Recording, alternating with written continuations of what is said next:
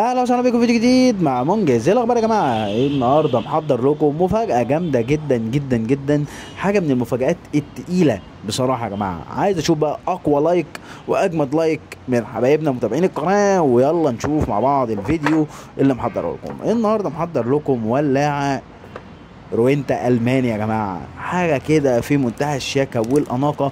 وطبعا احنا عارفين الالماني وعارفين الماكينات الألمانية بتعمل ايه. ولاعة روينتا زي ما شايفين في منتهى الشياكة والأناقة، فخمة جدا جدا جدا.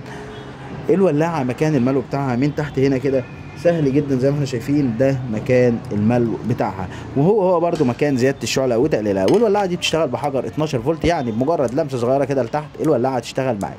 هتقول لي غيرها الحجر منين؟ هقول لك في فتحة هنا كده، وانت عارفين الألماني ما يتوصاش. هتشيل الغطا بسهولة جدا، هتلاقي مكان الحجر بتاعها. الحجر ده حجر 12 فولت، والغطا ده لما بيجي يتركب ليه طريقة تركيب معينة، عشان ليه كليبس لازم يتركب من هنا ويتركب من هنا عشان يقفل في مكانه بشكل طبيعي. ولاعة شغاله وبكفاءه تامه، مفيش فيها ادنى مشكله. موديل قديم جدا من موديلات الثمانينات. لو عجبكم الفيديو ما تنساش دوس لايك، سبسكرايب، عرف صحابك عننا واشترك في القناه، واشوفكم في فيديو جديد. سلام.